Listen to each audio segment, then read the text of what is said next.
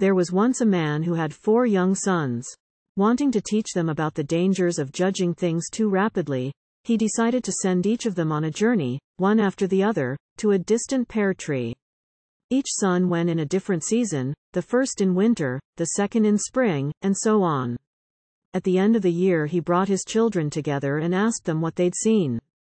The son who'd traveled in winter described a gnarled, twisted, and barren tree that stood stark and ugly against the land.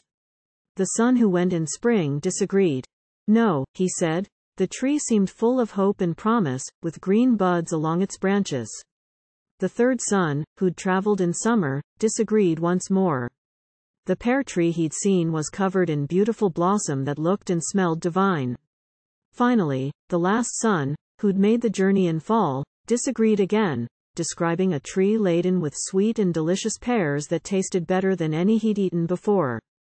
When each son had spoken, the father said they were all correct, because they'd only seen but one season of the pear tree's life. He explained to his sons that it's foolish and impossible to judge something in this manner. The essence of something, whether it's a tree or their fellow man, can only be measured as a whole, at the end of the year, having seen it in its fullness. To make your judgment in winter is to miss the promise of spring, the beauty of summer, and the fruit in fall.